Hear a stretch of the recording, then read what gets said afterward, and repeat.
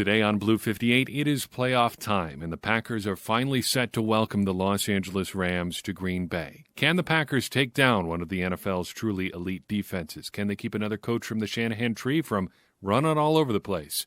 It is time to find out. Blue 58! Hello and welcome to another episode of Blue 58, the one and only podcast of thepowersweep.com. I'm your host, John Meerdink. Very happy to welcome you to another episode. Very happy to be with you here on the eve of the playoffs. Playoffs start for the Packers tomorrow, and I'm getting pretty excited. But before we talk about that playoff excitement, wanted to make special mention of a second podcast episode that is in your feed today. It's what I've been teasing here for a couple of days, the special edition podcast. A look back at the 2010 playoffs, Aaron Rodgers and the Packers beating up on the Falcons in Atlanta, and the deep roots of that game. How an earlier matchup with the Falcons played a big role in the Packers' ultimate triumph in the playoffs. I hope you love it. It was a lot of fun to do, and I hope we can do more stuff like that in the future. It is playoff time, and nothing makes me feel stuff around football more than the playoffs. I was trying to describe to myself in preparation for this podcast what the playoffs make me feel. It is the closest thing that I can remember feeling to playing actual sports. I think for myself and probably a lot of people that listen to this show and others like it, we watch sports in part because of our connection to them in the past. So I grew up playing basketball, soccer, football, baseball, running track, all of that stuff. And once that time in your life ends, whether it's in high school or in college, or if you play beyond college, eventually there comes a time when you can't really do it anymore. You don't have the time, you don't have the ability, your body breaks down, whatever. You can't ever get that feeling back. Playoff football and maybe the first game of the season bring that feeling back for me. And it's a strange feeling. It's excitement. It's weirdly melancholy in some ways, especially at the end of the year. Because you know in the back of your mind there is a chance that this could be it. However confident you might be in your team, whether you're playing or watching, you know there is a chance that something could happen and this could be the end of the road. You're preparing to do your best. You're preparing to leave it all out there. You're preparing to root as hard as you can, whatever. But you know that it might be over. And that's part of the excitement. This could be it.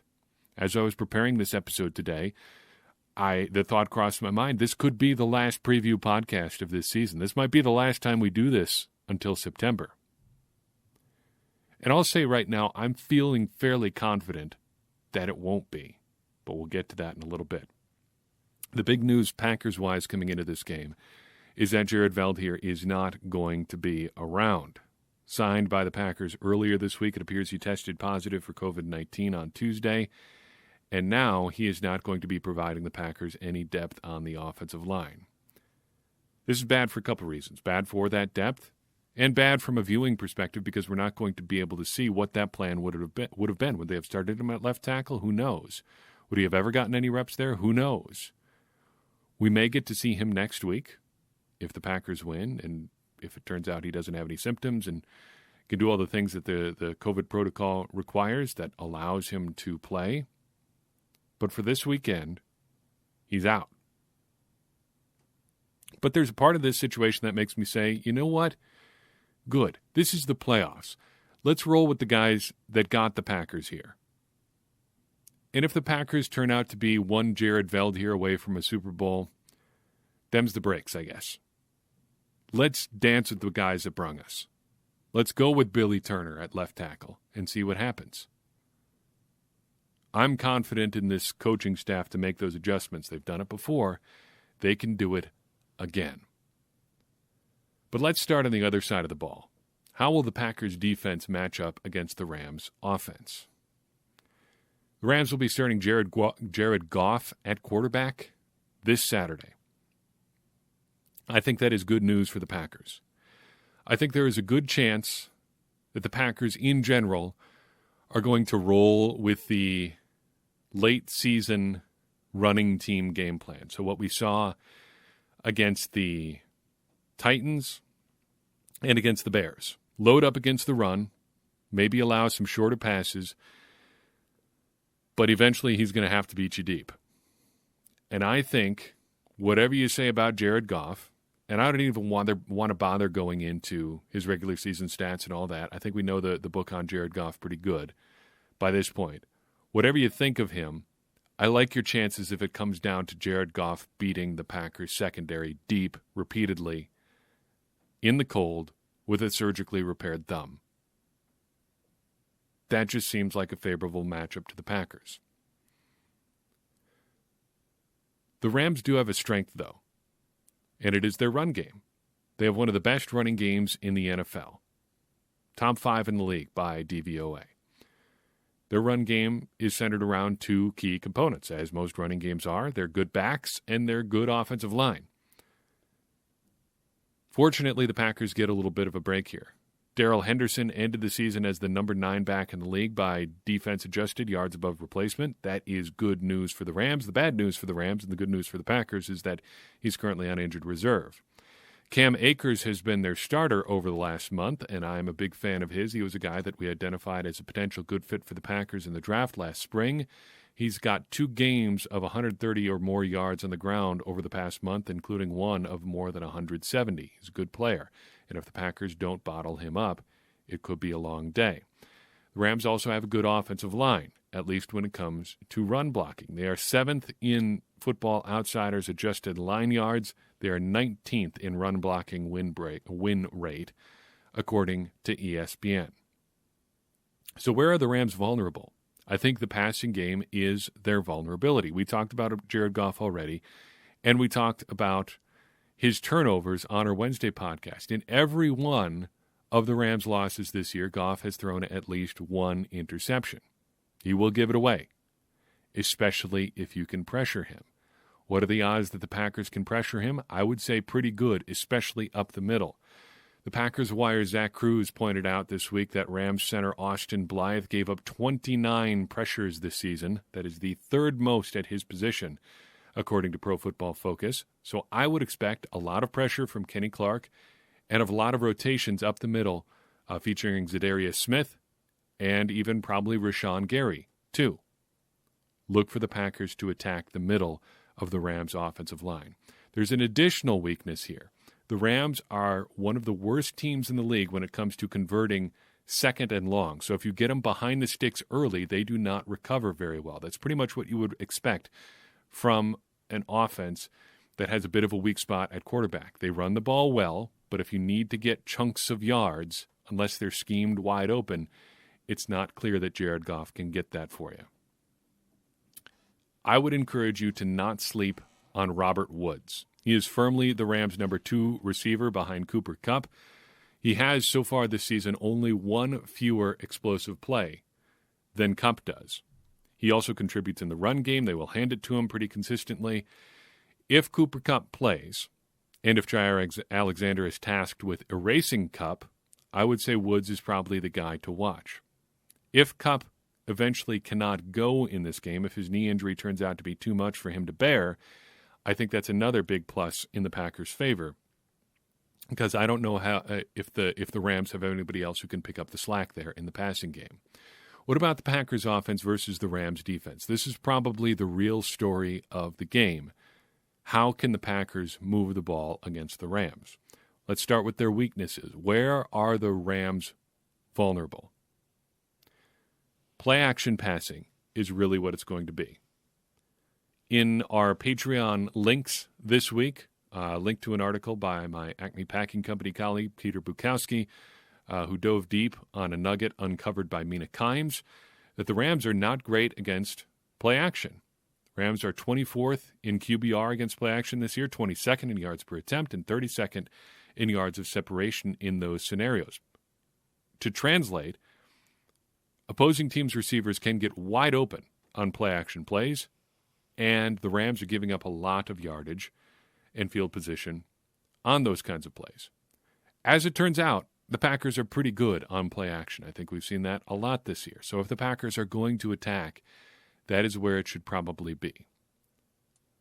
Outside of that, there are really no glaring weaknesses on this Rams defense.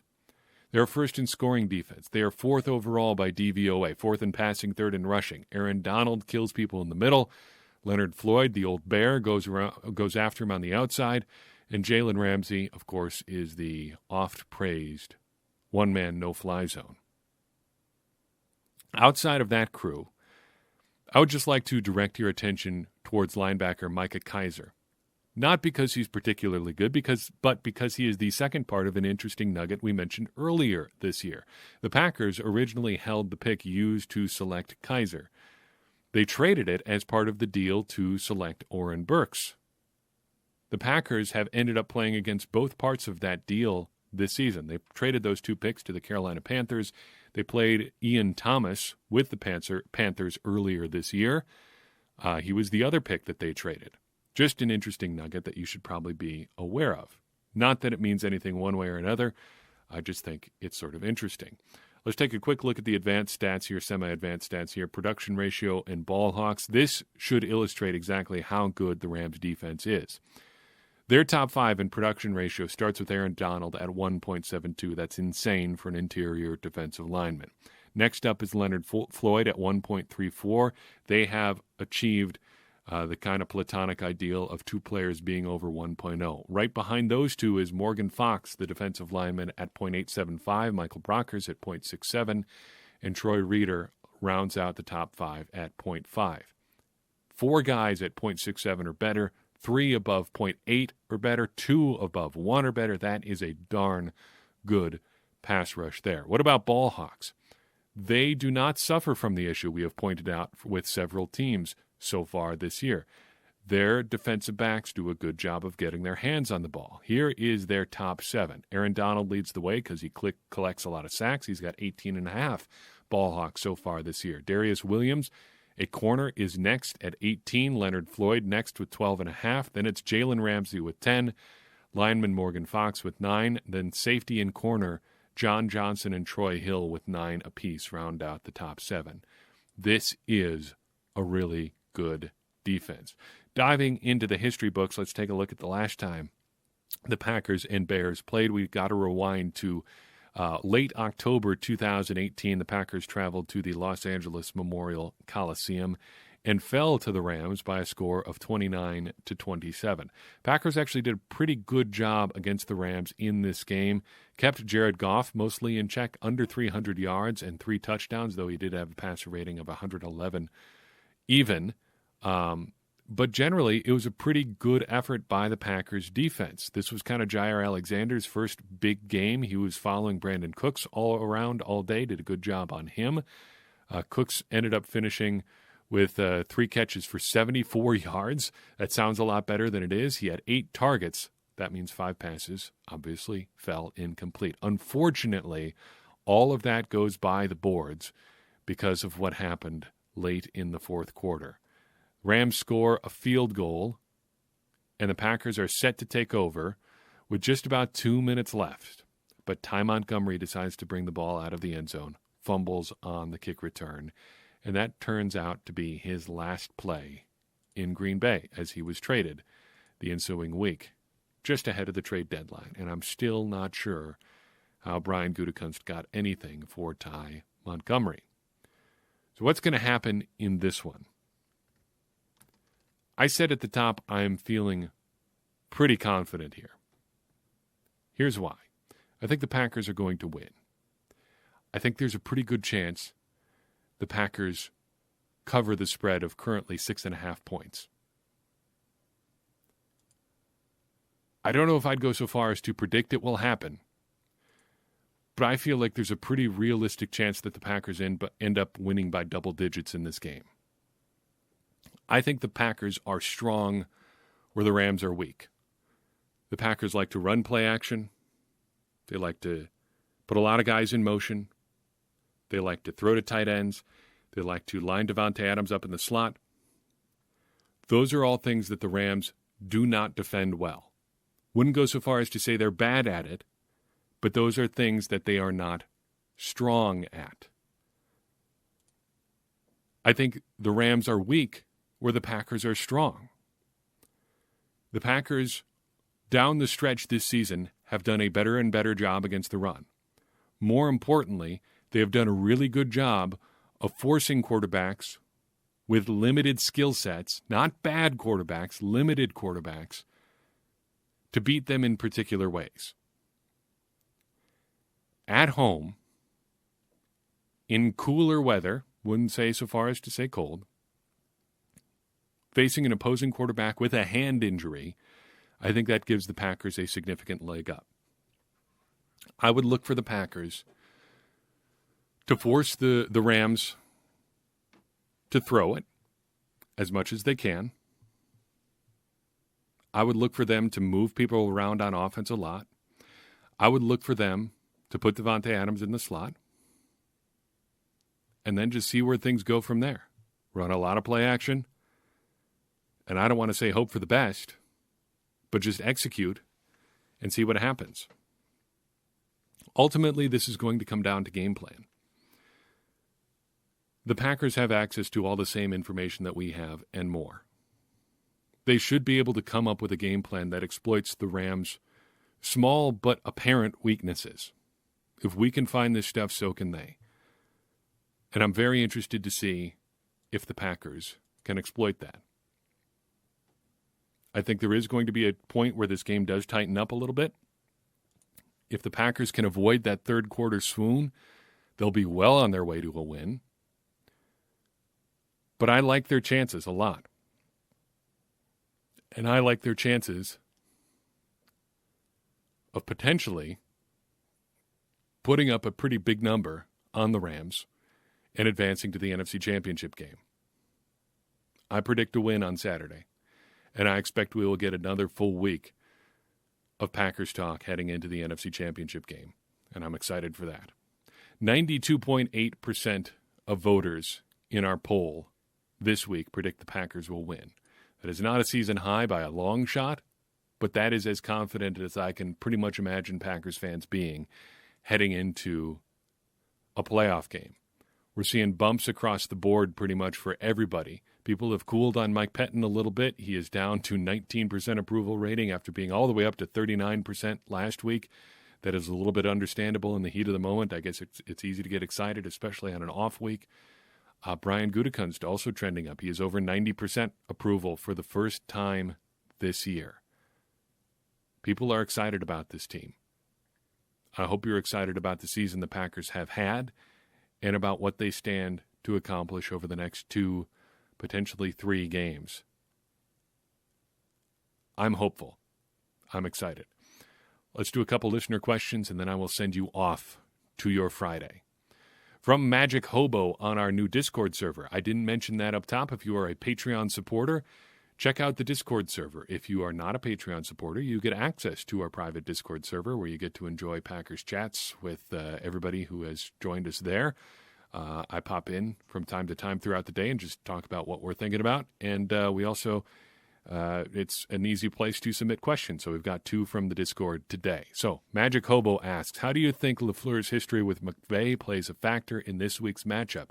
If anything, I think it benefits both defenses given that they can better predict and adjust to their similarly offensive-minded opponents. However, I can't decide if it gives either of them a relative edge. I realize that this narrative is attractive. I don't think it really gives either side much of an advantage. I think the things that both LaFleur and McVay do are pretty well established, and I don't think that the Packers or Rams are really going to get much of a leg up on either one of either side just by having some connections to the other team's head coach.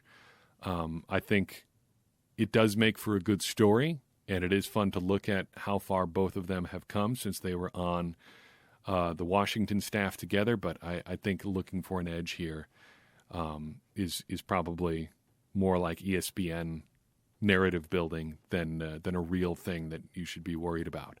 Sir Packer asks on the Discord, is moving Adams to the slot a good tactic against Jalen Ramsey? I think so. I think if you are letting Jalen Ramsey play the kind of game that he wants to play, you've already taken a step in the wrong direction. Davante Adams can line up just about anywhere and be successful, and we know he can do good things out of the slot. I think if you're forcing, or if you move him into the slot, you are forcing the Rams defense to react to you, which is what you want to do as an offense anyway. So do you want Jalen Ramsey to cover Davante Adams on your terms? Or do you want the Rams to face the decision of maybe covering Adams with somebody else? I think you do want those things. So I think the quickest way to do that is to move Davante Adams into the slot, at least some of the time, maybe motion him there, what have you, and you go from there. I think we're going to see a lot of that on Sunday, and I think other people may get a nod from the slot as well. We haven't seen a ton of Allen Lazard in the slot since he's come back from injury, but that is another thing that we could see on Saturday. I wouldn't be surprised to see Allen Lazard get a few more looks than he's been getting in the past couple games this weekend as well. All in all, I'm very excited. I hope you are excited too. We've got a lot to look forward to this weekend, and I hope you are ready for a fun game of football. If you enjoyed this podcast, I would really appreciate it if you'd go ahead and share it with someone you think would enjoy it as well. That's how we continue to grow the show, you supporting it by spreading the word and getting the show out there. And obviously, that's going to help us continue to grow this conversation, and ultimately, by getting as many people involved as we can, help all of us become smarter Packers fans, even me. Because, as I always say, smarter Packers fans are better Packers fans, and better Packers fans are what we all want to be. I'm your host, John Meerdink. We will see you next time on Blue 58.